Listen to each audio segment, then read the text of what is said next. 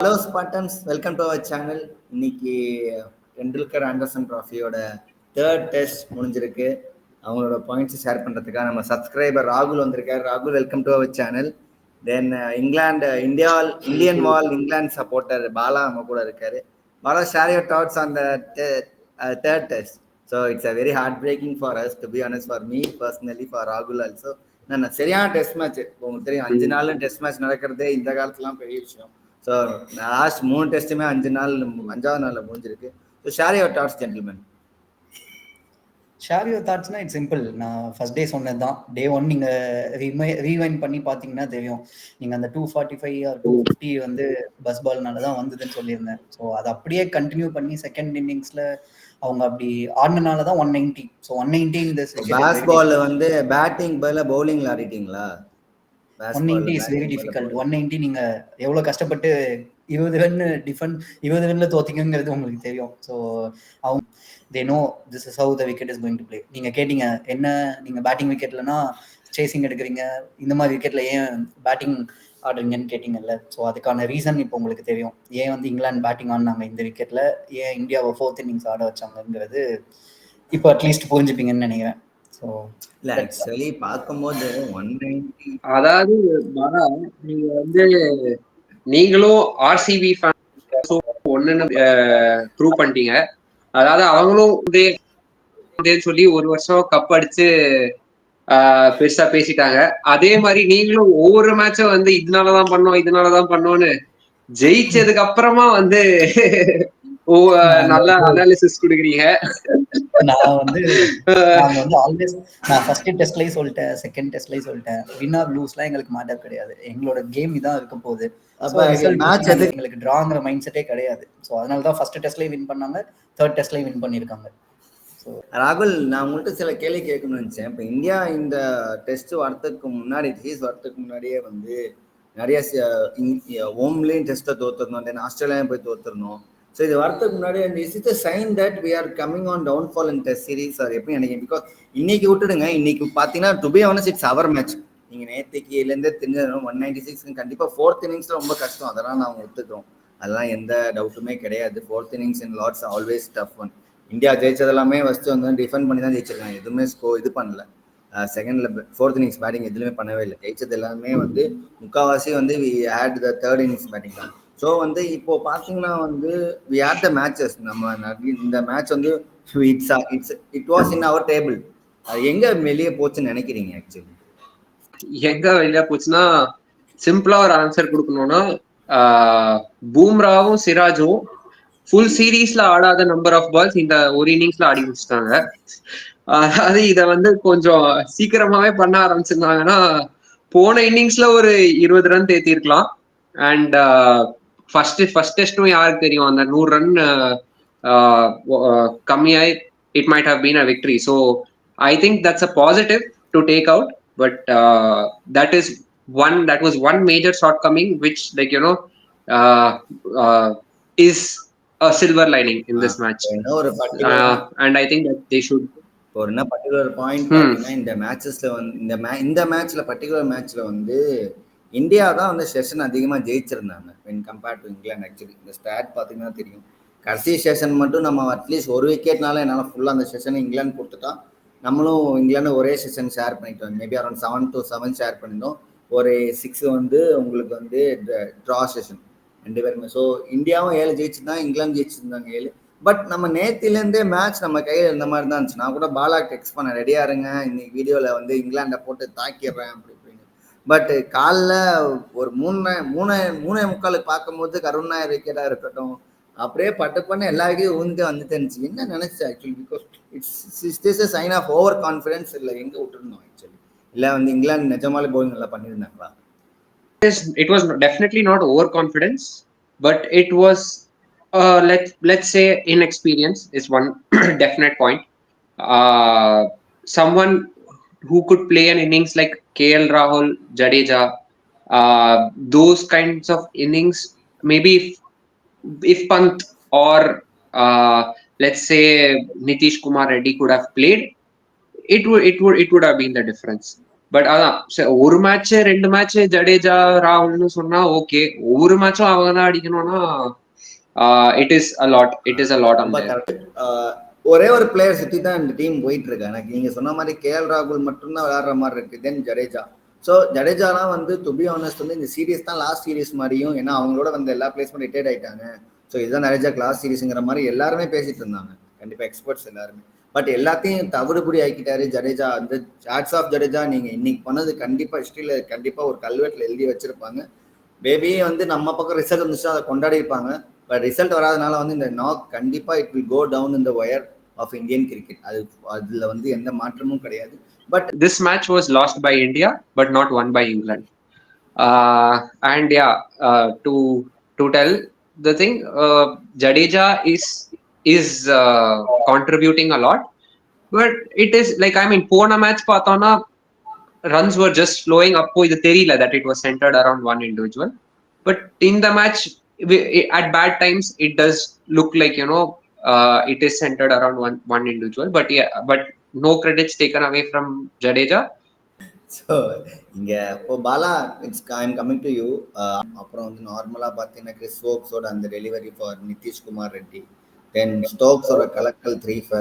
So இது எல்லாமே collective எஃபெக்டாக இருந்துச்சு. இங்கிலாந்து இன்னைக்கு ஒரு பம்பப்பாக இருந்தாங்க. ஏன்னா நேற்றுக்கு கில் பேசின வார்த்தையினால தான் இன்னைக்கு பம்பப்பாக இருக்காங்களா இல்லை, ஏன்னா அந்த ஃபீல் எனக்கு கொடுத்து. ஏன்னா தேர்ட் டே ஆர் 4th டேயோட லாஸ்ட் அந்த ஓவர் மினிட்ல வந்து கில் பேசின வார்த்தைகள்னால I have seen the complete England team. இப்போ ஒரு அக்ரெஷனாக இருக்கட்டும், ஃபீல்டிங் செட்டப்ஸாக இருக்கட்டும். இப்போ ஜடேஜாக்கெலாம் பார்த்தீங்கன்னா வந்து ஃபுல்லாக பவுண்டரியில் தான் வச்சுருந்தாங்க. அவரால் பவுண்டரி அடிக்கவே முடியல, எல்லாத்தையும் வெளியே தான் வச்சுருந்தாங்க. ஸோ ஸ்டோக்ஸ் வந்து ஒரு கம்ப்ளீட் பேக்கேஜாக நின்றுக்காரு. Because you can't take Stokes out of மேட்சுங்கிறது வந்து இன்னைக்கு எனக்கு தெளிவாக தெரிஞ்சிடும். பேட்டிங்கே ஒரு வேல்யூபிள் கான்ட்ரிபியூட் 40 கிட்ட பண்ணியிருந்தாரு, இன்னைக்கு ஒரு 3 இருக்காரு. ஸோ ஸ்டோக்ஸ் தான் இன்னைக்கு player of the match also. So Stokes தான் வந்து ஒரு கேம் சேஞ்சர் நினைக்கிறீங்க இன்னைக்கு இல்லை? என்டையர் டீமே டிஃப்ரெண்ட் மைண்ட் செட்டில் தான் இருந்தாங்க. ஸோ கண்டிப்பாக Gill and other team Indian team members எல்லாமே நீங்கள் அன்னைக்கு எஸ்டர்டேவோட இன்டர்வியூவில் பார்த்தீங்கன்னா வாஷிங்டன் சுந்தர் கூட சொல்லியிருப்பாரு.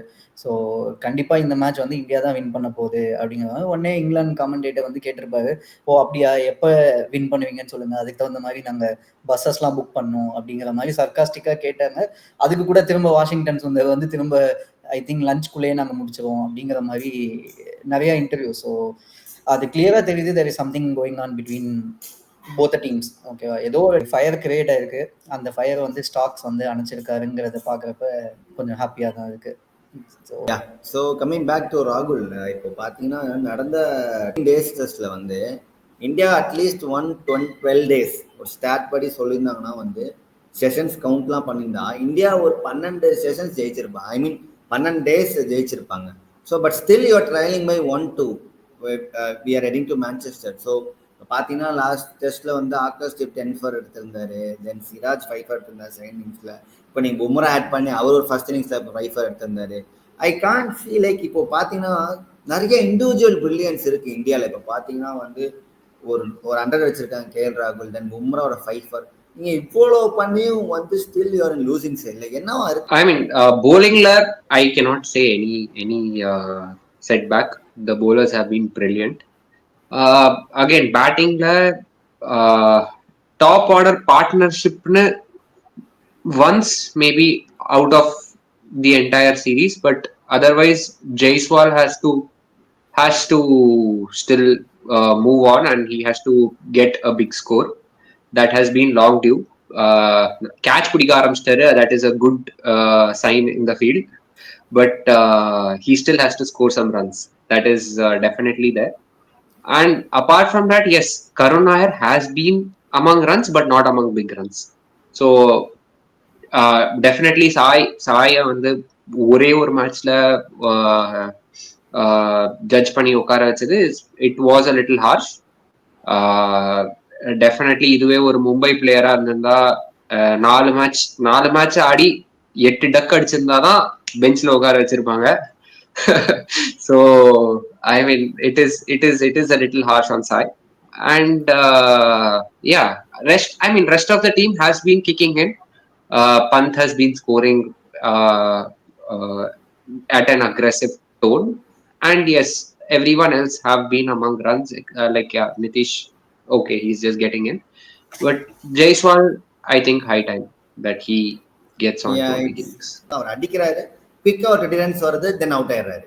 அடிக்கிறாரு, குவிக்கா 20 ரன்ஸ் வருது, அவுட் ஆயிடுறாரு. இப்போ பார்த்தீங்கன்னா வந்து செகண்ட் இப்போ ஃபோர்த் இன்னிங்ஸ்ல வந்து லார்ட்ஸ்ல அவுட் ஆன விதமே பார்த்தீங்கன்னா பால் எங்கேயோ போகுது, அதை போய் ஆடி நிக்க ஆகுறாரு. ஸோ வந்து ஜெய்ஸ்வால் வந்து like I mean, it is good that if he has a positive intent.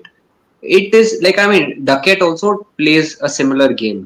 He goes full on attack, but Duckett chooses his balls. He doesn't, like, you know, in the short baller, it is at Archer's pace was a very very big risk. Question உங்கள்கிட்ட எல்லாமே சரியா போயிட்டு இருக்கு இப்போ வரைக்கும், உங்களுக்கு changes பண்ணணும்னு நினைக்கிறீங்களா இல்லை எதுல பெட்டர் பண்ணலாம்னு நினைக்கிறீங்க? பிகாஸ் 76 for 5ல இருந்து 190 ஆல் அவுட்டுங்கிறது கண்டிப்பா இன்கேஸ் அனதர் 40-50 ரன்ஸ் அடிச்சிருந்தா ஈஸியாக விக்டரியா இருந்திருக்கும்.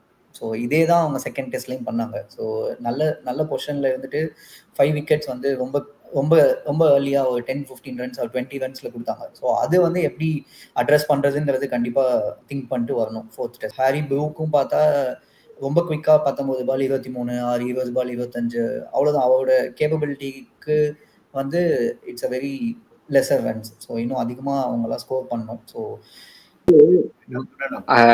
கடைசி 6 விக்கெட்டை 24 ரன்னுக்கு விட்ட டீம் கிட்ட நீங்க இத பேசிட்டு இருக்கீங்க. சோ அதாவது நம்மளை பத்தியே பேசினா ஜெயிச்சுட்டாங்க, ஜெயிச்சுட்டாங்க. இங்க வந்து இந்த உலகம் ஜெயிச்சிருவேன்னு சொன்னா கேட்காது, ஜெயிச்சவன் சொன்னா கேட்கும். அது மாதிரிதான் இங்க அவர் என்ன சொன்னாலும் கேட்டுதான் அவன் வேற வழி கிடையாது. சோ நம்ம இந்தியா என்னென்ன பண்ணணும்னு நினைக்கிறீங்க? நம்ம எல்லாமே டிக் பண்ற மாதிரிதான் இருக்கு. ஒன்லி ஒன் திங் வந்து நான் சாப்பாட்டுக்கு வந்து பாத்திரம் வச்சிட்டேன், எல்லாம் பண்ணிட்டேன், அப்புறம் என்னடா இந்த கேஸ் ஸ்டவ் ஆன் பண்ணவே இல்லைங்கிற மாதிரி தான். மேட்ச் ரிசல்ட் வர மாட்டேங்குது. நம்ம எல்லாத்தையும் கொடுத்துடும். நீங்க லோயர் ஆர்டர் டிக் பண்ணிட்டீங்க, பவுலிங் நல்லா பெர்ஃபார்ம் பண்றீங்க, பேட்டிங்ல 3-4 ஓட்டைகளை அடைச்சே ஆகணும், அது நீங்க பார்த்தாச்சு. ஸோ பட் ஸ்டில் ரிசல்ட் வரலையே. நீங்க அதாவது this match is a big positive for India in terms of Bumrah and Siraj scoring. I mean scoring இல்ல, playing the number of balls. சிராஜுக்கு ஒரு அட்வைஸ் என்னன்னா, நல்லா போய் தூங்குங்க, ஏன்னா அந்த போல்டுக்கு அப்புறம் தூக்கமே வராது. So what's your bold prediction about Manchester test? என்ன ஒரு போல்ட் ப்ரெடிக்ஷன்? ஒரு இந்தியாவா இருக்கலாம், இங்கிலாண்டா இருக்கலாம், who will perform, who will not perform? So அதை உங்க ப்ரெடிக்ஷன் சொல்லுங்க. So if Jaiswal plays, I mean, which he will obviously, they're not going to make him bench him. But if he does, I will be expecting a big innings from Jaiswal, and I mean konjam alpasada, but India win by an innings. India by an innings. Wow, what a bold statement, man. What a bold statement. So prediction for the fourth test, Manchester. இல்லை கண்டிப்பாக நான் வந்து innings விக்ட்ரிலாம் நாங்கள் expect பண்ண மாட்டோம். So prediction வந்து என்ன கேட்டிங்கன்னா, கண்டிப்பாக வந்து இந்த நெக்ஸ்ட் டெஸ்ட்டில் கிராலி கண்டிப்பாக ஒரு செஞ்சுரி எக்ஸ்பெக்ட் பண்ணலாம். So is not performed well.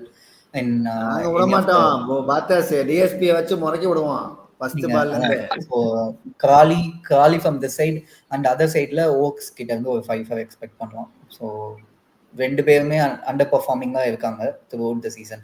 So ஓக்ஸோட கேப்பபிலிட்டிக்கு அங்கங்க ஒரு விக்கெட் தான் எடுத்துட்டு இருக்காரு, க்ரூஷியல் விக்கெட் எடுக்கிறாரு. But I'm expecting a big like I'm expecting a 5 from him on next test. And then Crawley கிட்ட இருந்து ஒரு செஞ்சுரி எக்ஸ்பெக்ட் பண்ணுறேன். ஸோ கண்டிப்பாக result will be 3-1 as all the other experts told. It's going to be only 1 until 5th test also. So அதுதான் என்னோட. That's nice. So இவங்கள மாதிரி நீங்களும் உங்க ப்ரெடிக்ஷனை கமெண்ட்ஸ்ல போடுங்க. நெக்ஸ்ட் வீடியோ வந்து யார் ஜெயிக்கிறாங்கிறத பார்த்து நம்ம பேச மாட்டோம். So thanks, subscribe to our channel and follow us in our Instagram. And Sai டீம்ல வரணும்னு ப்ளீஸ் கமெண்ட் போடுங்க.